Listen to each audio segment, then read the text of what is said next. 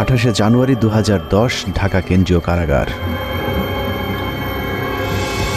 রাত 9:30 থেকে 11টা পর্যন্ত ঢাকা কেন্দ্রীয় কারাগারের আশপাশ ও কারাগারের অভ্যন্তরের সব বিদ্যুৎ একযোগে বন্ধ হয়ে যায়। বন্ধ হয়ে যায় বললে ভুল হবে, বন্ধ করে দেয়া হয়। 1.5 ঘন্টা ঢাকা কারাগারের মতো স্পর্শকাতর জায়গায় কেন বিদ্যুৎ বন্ধ করে রাখা হয়েছিল সেটা একটু পরে বলি। আগে বিদ্যুৎ আবার ফিরে আসার পর কারাগারের অবস্থা কেমন ছিল সেটা বর্ণনা করা যাক। ঢাকা কেন্দ্রীয় কারাগারে ওই দিন কয়েদিদের সবার ভেতরে এমনিতেই কিছুটা অস্থিরতা কাজ করছিল, কারণ তারা জানতো জেলখানায় সেদিন 5 জনের ফাঁসি কার্যকর হতে যাচ্ছে। আর যে 5 জনের ফাঁসি কার্যকর হতে যাচ্ছে তারা সকলেই ছিল অত্যন্ত বিনয়ী, কারাগারের সকলের প্রিয় মানুষ।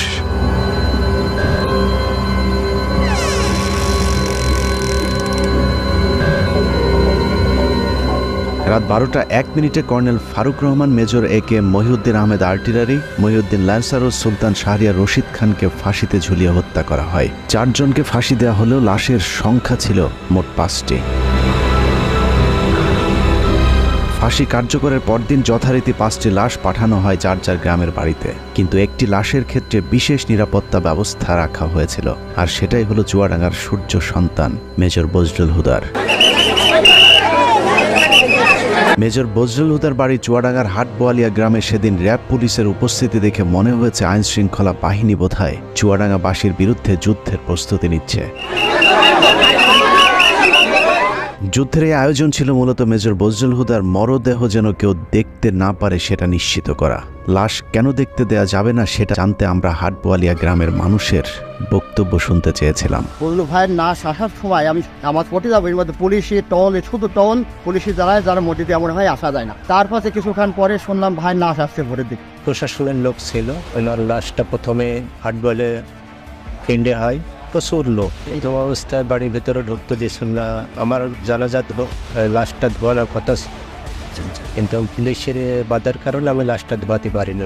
লাশ আসার পরে তার প্রশাসনের লোক যারা আসছিল লাশ নিয়ে, তারা যেখানে টাইম দিয়েছে তাকে দাফন করতে হবে। সে দেশের মানুষের জন্যই মনে করেন সবসময় ছিল, দেশের মানুষের পাশে থাকতো সবসময়। চুয়াডাঙ্গার মানুষের কাছে মেজর বজলুল হুদা ছিলেন এক আদর্শের প্রতীক, যে কারণে আইন শৃঙ্খলা বাহিনীর ব্যাপক উপস্থিতি আর জোর জবরদস্তির পরেও প্রিয় মানুষটিকে শেষবারের মতো একটু দেখতে চাওয়া মানুষের ঢল ছিল চোখে পড়বার মতো।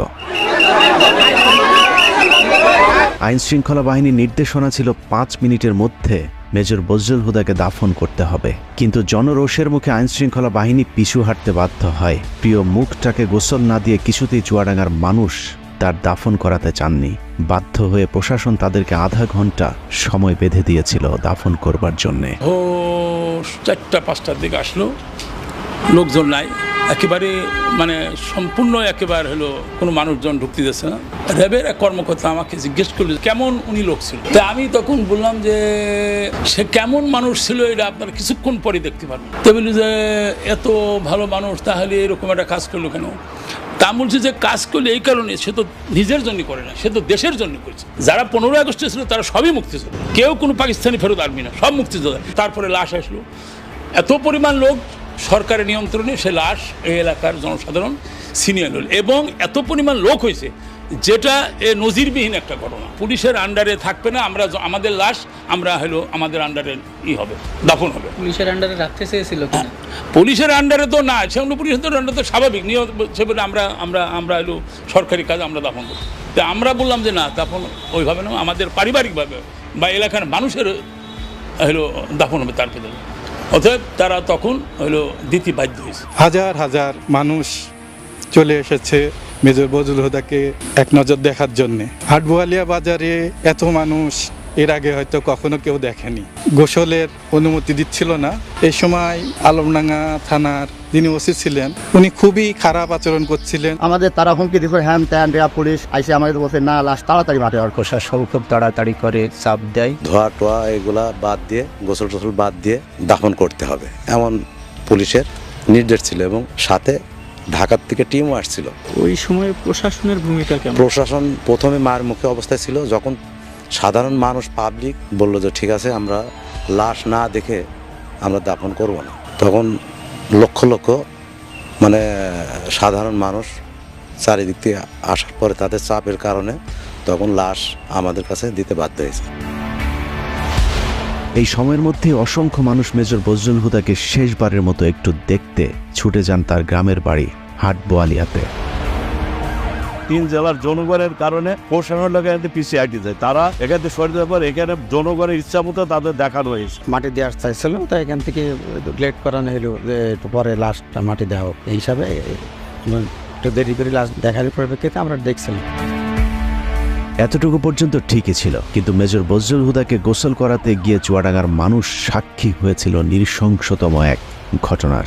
কাফনের কাপড় সরাতেই দেখা যায় মেজর বজলুল হুদাকে আসলে ফাঁসি দেওয়া হয়নি, তাকে জবাই করে হত্যা করা হয়েছে। মুক্তিযুদ্ধের জেনারেল ওসমানীর পিএস সাবেক সংসদ সদস্য আপনাদের প্রিয় সন্তান প্রশাসনমূলক বিচারের মধ্য দিয়ে হত্যা করা হয়েছে। আমরা এ হত্যার বিচার চাই। ইনশাল্লাহ বাংলার মাটিতে তাকে হত্যার বিচার একদিন হবে। সে ফেরেশতা তুল্য, সে কোনো অপরাধ কারোর সাথে করেনি, মানুষের উপকার করেছে। বলারের কাপড় খুলে দেখি যে এখান থেকে এত দূর, মানে 2 ইঞ্চি না, একদম পুরো মানে ছুরি চালালে যেভাবে হয়, কসাইরা যেভাবে ছুরি চালালে যেভাবে কাটেন ওইভাবে কাটা, সুতা 3-4 পর্ব করে সেটা দিয়ে সেলাই করা, হাতে পায়ে কোথাও পুরো আঘাতের চিহ্ন নাই। এটা জবাই করা, এটা তার ফাঁসি নাই, কোনো রগগাটা নাই, কিছু নাই। গলায় ছিল একটা টেপটা সরিয়ে দেখলাম হাতটা ঢুকিয়ে গেল, পট সুতো দিয়ে কালো সুতো দেয় তার সেলাই করা অনেক দূরে রক্ত টপ টপ টপে পড়তেই আসে। তালা কাটা ছিল, এটা আমরা দেখেছি। ফাঁসি হলে গলায় হালকা দাগ থাকে, গলা তো কাটা থাকে না, তো গলা সেলাই থাকে না। কবরস্থানে যখন মাটি দিছে তখনও কাফনের রক্তে ভিজে গেছে। ফাঁসি দেওয়ার নামে তাকে জবাই করা হয়েছে। লাশটা কি আপনি দেখছিলেন? জি জি, আমি লাশটা দেখেছি, দেখছিলেন? চোখে দেখেছি লাশ। ওনার গলাটা কাটা ছিল এবং সেইখান থেকে অনবরত রক্তক্ষরণ হচ্ছিল। তা লাশটা কেমন দেখছিলেন বলেন? লাশটা দেখছি যে এলো তো লাশ জেল কোড অনুযায়ী সেরকম তো হলো জবাই করা হয় না, কিন্তু পুরাপুরি জবাই করেছে। সে হলো একটা হত্যাকাণ্ড, পুরা রক্ত বাড়াচ্ছে। কেমন ছিল এটা একটু? একেবারে সম্পূর্ণ গলা কেটে রক্ত বাড়াচ্ছে, তখন পর্যন্ত যখন আসে তখন পর্যন্ত রক্ত বাড়াচ্ছে। গলা কাটার পরে ওখানে সেলাই টেলাই দেওয়া এরকম কিছু দাগ? না, সেলাই কাটার পরে তারপরে হলো সেলাই দিচ্ছে। কফিন খোলার পরে আমরা তখন দেখি যে তার মুখ এবং সব কিছু রক্তে ভেজা। ফাঁসি দেওয়া লাশ তো মানে রক্ত থাকার কথা না। তারপর যখন গোসল করানোর জন্য নেওয়া হয়, দেখি যে গলার এখান থেকে এ পর্যন্ত কাটা এবং মোটা সুতা দিয়ে সেলাই করা। ধোয়ানোর পরও যখন খাটিয়ে করে লাশ নিচ্ছি তখনও রক্ত কিন্তু তাজা রক্ত টপ টপ বসছে। ভিডিওর সময় কি দেখেছিলেন একটু বলেন তো? ভিডিও করার সময় দেখছিলাম এই সাইডে একটা বড় আকারে একটা দাগ দেখছিলাম।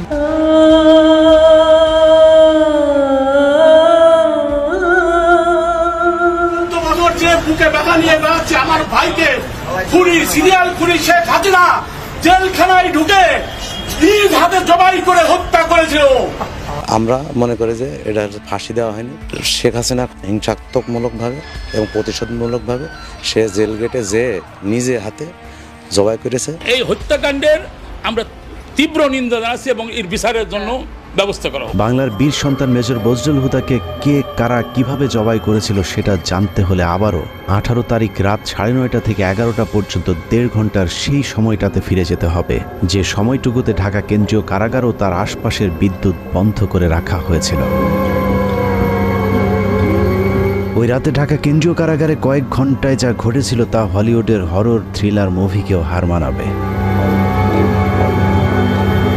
অনুসন্ধানে জানা যায় 2010 সালের 28শে জানুয়ারি রাত 9টার পরপরই জেলগেটের ভেতরে মোট 2টি কালো গ্লাসের গাড়ি প্রবেশ করে। ওই গাড়ির একটিতে এসএসএফ এর সদস্যদের সাথে শেখ হাসিনা এবং অপরটিতে জাহাঙ্গীর কবির নানক, ইসমাইল হোসেন সম্রাট, তৎকালীন ঢাকা বিশ্ববিদ্যালয়ের ছাত্রলীগের দুর্ধর্ষ ক্যাডার সিদ্দিক নাজমুল আলম ছিলেন।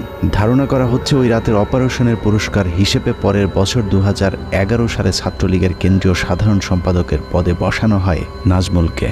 এছাড়া সম্রাট ও নানকদেরকেও দেয়া হয় গুরুত্বপূর্ণ দায়িত্ব।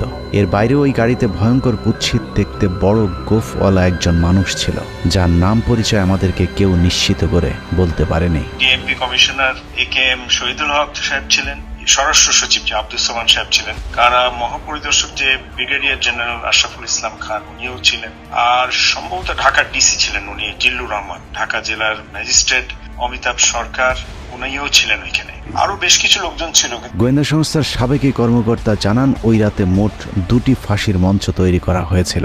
এই 2টি ফাঁসির মঞ্চে দুজন দুজন করে মোট 4 জনকে ফাঁসি দেওয়া হয়। দূর থেকে কোন 4 জনকে ফাঁসি দেওয়া হয়েছিল সেটা বোঝা না গেলেও 5ম জনকে ফাঁসি দেয়া তো দূরের কথা, মঞ্চেই তোলা হয়নি।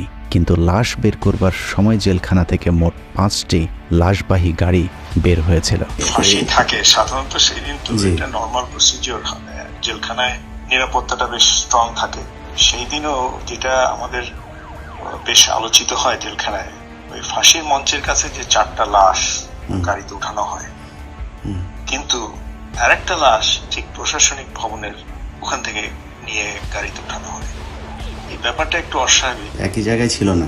না, এটা তো আসলে 4টা যেটা লাশ প্রথমে উঠানো হলো, এটা তো ফাঁসির মঞ্চের কাছাকাছি, যেটা ন্যাচারাল। ওখানে ফাঁসির পরে ওখান থেকে লাশটা গাড়িতে উঠানো হয়। কিন্তু আরেকটা লাশ যেটা প্রশাসনিক ভবন থেকে বের করা হয়, এটাই হলো, এটার একটা ডিস্টেন্সের ব্যাপার আছে, যে এখান থেকে কেন লাশ আসবে এবং কেনই বা এটা গাড়িতে উঠানো হবে, এটাই হলো প্রশ্ন। এই ব্যাপারটা নিয়ে পরের দিন বেশ আলাপ আলোচনা হয় জেলখানার ভিতরেও। ব্যাপারটা একটু অস্বাভাবিক। ওই রাতে শেখ হাসিনার সাথে জেলখানার ভেতরে প্রবেশ করা খুনিরা সোজা চলে যায় প্রশাসনিক ভবনে, আর শেখ হাসিনা পুলিশ, র্যাব এবং স্বরাষ্ট্র মন্ত্রণালয়ের কর্মকর্তাদের সাথে দাঁড়িয়ে থেকে 4 জনের ফাঁসি নিজে প্রত্যক্ষ করেন। ধারণা করা হয় আসলেই তাদেরকে ফাঁসি দেওয়া হচ্ছে কিনা সেটা নিশ্চিত করতেই শেখ হাসিনা সেখানে উপস্থিত ছিলেন। ফাঁসি কার্যকর হবার পরপর শেখ হাসিনাও চলে যান প্রশাসনিক ভবনের ভেতরে। সেখান থেকে রাত 1টার কিছু আগে শেখ হাসিনা ও তার সাথে থাকা খুনিরা সেই একই পাজেরো গাড়িতে করে জেলখানা থেকে বের হন। কারাগারের অন্য আরেকটি সূত্র বজলুল হুদার পরিবারকে জানিয়েছিলেন, সেই রাতে বজলুল হুদাকে কারাগারের প্রশাসনিক ভবনের একটি কক্ষে জবাই করা হয়েছিল, যেখানে শেখ হাসিনা নিজে উপস্থিত ছিলেন এবং বজলুল হুদাকে জবাইয়ের আগে তার বুকের উপর পা চাপা দিয়ে রেখেছিলেন শেখ হাসিনা নিজে। সে রাতে শেখ হাসিনা সহ তার সাথে থাকা সব খুনির গায়ে রক্ত লেগেছিল, কিন্তু সম্রাটের গায়ে সাদা টি শার্ট থাকায় সেটা অনেকের চোখেই পড়েছিল। ওই পরের দিন একটা বিষয় খুব আমাদের 2-1 নজরে আসে, যে প্রধানমন্ত্রী জাহাঙ্গীর কবির নানক, সম্রাট আর নাজমুল যখন প্রশাসনিক ভবন থেকে বাইরে আসে, তখন এই সম্রাটের গায়ে রক্তের দাগ ছিল। 2-1 এটা দেখতে পায়। এখন ব্যাপারটা হয়েছে যে এই ধরনের জিনিসগুলো তো আমরা গ্যারান্টি দিয়ে বলতে পারছি না, কিন্তু তখন ওই সময় যে সমস্ত লোকজন উপস্থিত ছিল, যে এখন তারা সবাই এখন বাংলাদেশে বেশিরভাগই আছেন, পুলিশের প্রশাসনের মধ্যেও আছেন, এই সমস্ত অফিসার বা লোকজন যারা উইটনেস ছিল, যারা সাক্ষী ছিল, তাদেরকে এখন ধরলেই এই জিনিসটা মোটামুটি তদন্তের আওতায় আনা যায়। এবং তাদের পরিবার যেটা অভিযোগ করে যে তাকে জবাই করে মারা হয়েছে, এবং এই যে অস্বাভাবিক অ্যাক্টিভিটিস গুলো যেগুলো জেলখানার মধ্যে দেখা গেছিল ফাঁসির সময়, ফাঁসির পরবর্তীতে, এটা পরিষ্কার তদন্তের মাধ্যমে বের করাটা খুবই সহজ। ঘটনার বর্ণনা শুনে অনেকের কাছেই হয়তো অসম্ভব, অবিশ্বাস্য এক গল্পের মতো মনে হচ্ছে।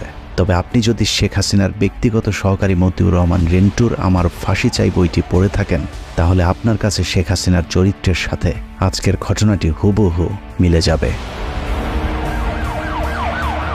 মতিউর রহমান রেন্টুর তথ্যানুযায়ী শেখ হাসিনা যেদিন মৃত্যুর খবর শুনতেন, সেদিন স্বাভাবিক দিনের চেয়ে অনেক বেশি খেতেন। এই ঘর থেকে ওই ঘরে দৌড়ে পৈশাচিক এক উল্লাস করতেন তিনি।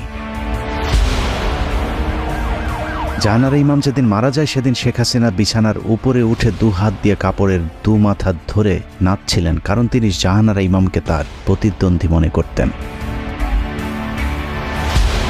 এক কথায় শেখ হাসিনা একজন নরপিশাচ, রক্তপিপাসু, মানসিক বিকারগ্রস্ত একজন উম্মাদ, যে কারণে একজন মানুষ যার আর কয়েক ঘন্টা পরে ফাঁসি কার্যকর হবে, তাকেও নৃশংসভাবে জবাই করে হত্যা করবার কথা চিন্তা করতে পারে।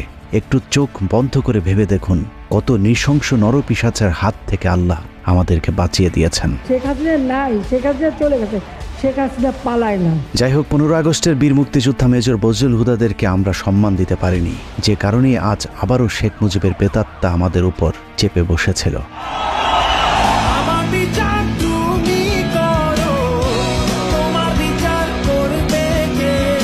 বাংলাদেশের মানুষ 2024 সালে শিক্ষার্থীদের হাত ধরে যেভাবে দুর্বিষহ এক দুঃশাসনের কবল থেকে বেঁচে উঠেছে, ঠিক একইভাবে 1975 সালে major Dalim, colonel Rashid, colonel ফারুকার, মেজর বজলুল হুদারা এক অত্যাচারী মাদকাসক্ত বাকশালীর হাত থেকে 7 কোটি বাঙালিকে স্বাধীনতা এনে দিয়েছিল।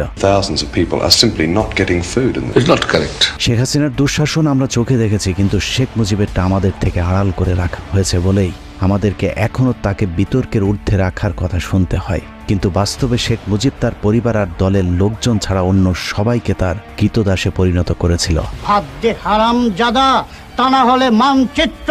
শেখ মুজিবের সময় কতটা অরাজক পরিস্থিতি ছিল তা মেজর বজলুল হুদার উইকিপিডিয়ার কয়েকটি লাইন পড়লেই পরিষ্কার হয়ে যাবে। মেজর বজলুল হুদা মেজর ডালিম আর তার স্ত্রী একটি বিয়ের অনুষ্ঠানে গিয়েছিলেন। সেখানে শেখ কামাল আর তার বখাটে বন্ধুরাও উপস্থিত ছিলেন। এদের মধ্যে সবচেয়ে উচ্ছৃঙ্খল ছিল গাজী গোলাম মোস্তফার ছেলে। গাজী গোলাম মোস্তফা ছিলেন শেখ মুজিবের সবচেয়ে আস্থাভাজন এবং ঢাকা মহানগর আওয়ামী লীগের সভাপতি। অত্যন্ত অসৎ প্রকৃতির এই লোকটিকে শেখ মুজিব রেড ক্রিসেন্টের চেয়ারম্যানের পদেও বসিয়েছিলেন, যিনি গরিব মানুষের চাল, তেল, কম্বল চুরি করে শেখ মুজিবের সাথে ভাগাভাগি করতেন। ক্ষমতার দাপটে বিয়ের অনুষ্ঠানে আসা মেজর ডালিমের স্ত্রীকে অসম্মান করার সাহস দেখিয়েছিল শেখ কামালের বন্ধুরা। এ সময় মেজর ডালিম ও বজলুল হুদার সাথে শেখ কামাল বাহিনীর ধস্তাধস্তির এক পর্যায়ে তারা মেজর ডালিম ও তার স্ত্রীকে তুলে নিয়ে যায়। তাদের খোঁজে একদল সেনাবাহিনী গোলাম মোস্তফার বাসায় অভিযান চালালে শেখ মুজিব তার পুত্র শেখ কামালের পখাটে বাহিনীর কোনো বিচার না করে উল্টো মেজর ডালিম ও বজলুল হুদার সেনাবাহিনী থেকে কমিশন বাতিল করে দেন। এভাবেই পুরো দেশটাকে বর্তমান শেখ হাসিনার মতোই পারিবারিক সম্পত্তিতে পরিণত করেছিলেন Sheikh Mujibur Rahman. Sheikh Mujibur Rahman not deal with the political movement in a democratic way. He was virtually controlling the public, but he could not face the criticism. Mujib ক্ষমতায় টিকে থাকার জন্য হাজার হাজার রাজনৈতিক কর্মীকে হত্যা করে, আর রক্ষী বাহিনীকে দিয়ে উনি ওনার রাষ্ট্র ক্ষমতা টিকিয়ে রাখা দলের শাসন কায়েম করার চেষ্টা করলেন। এসব কারণেই 2024 সালের মতো 1975-এর 15ই আগস্টে বাংলাদেশ সেনাবাহিনীর পাশাপাশি ছাত্র, শিক্ষক, পুলিশ সহ সর্বস্তরের মানুষ আনন্দ উল্লাস করেছিলেন। This is how Dhaka looks today. The same tanks on the streets, soldiers still on guard, and yet it is almost as if nothing had happened. There was no rioting, almost no reaction to Sheikh Mujib's murder. Sheikh হাসিনাকে যেভাবে কুকুরের মতো পালিয়ে যেতে হয়েছে, কেউ তার রক্ষায় এগিয়ে আসেনি। ঠিক একইভাবে শেখ মুজিবের লাশ ধানমন্ডি 32 নম্বরে পড়েছিল। কেউ শেখ মুজিবকে একটু দেখতেও আসেনি। কেউ কোনো পদক্ষেপ নিল না। ওই লাশ পড়ে থাকলো 32 নম্বরে। কেন? এত বড় সংগঠন, এত নেতা কোথায় ছিল? জানা যায় লোকজন ডেকে পাওয়া যায়নি। 570 সাবানা রিলিফের কাপড়ে দাফন করা হয়েছিল বাকশাল মুজিবকে। আবার কি এক টুকরো কাফনের কাপড়ও নিয়ে যাননি, কাপড়ের পাট ছিঁড়ে তারপর সে কাফন দেওয়া হয়েছিল। অন্যদিকে মেজর বজলুল হুদাদের জানা যায় পুলিশ দিয়েও মানুষের বাঁধ ভাঙা জোয়ার আটকে রাখা যায়নি। মানুষের চাপে আধা ঘন্টার মধ্যে দুবার জানাজার নামাজ পড়ানো হয়েছিল। ওখানে যারা জানাজায় অংশগ্রহণ করতে পারেনি, দ্বিতীয় জানাজায় নগরবালা ঈদগাহ মাঠে লক্ষ লক্ষ জনগণ সবাই লাইন ধরে দেখছে, দেখার পরে এখানে তাকে দাফন করা হয়েছে। মেজর ডালিম হুদাদের জন্ম আছে, মৃত্যু নেই। মরণের মধ্য দিয়ে তারা অমর হয়ে আজীবন বেঁচে থাকবে এদেশের মানুষের হৃদয়ে। ভাইয়ের কথা বলে শেষ করতে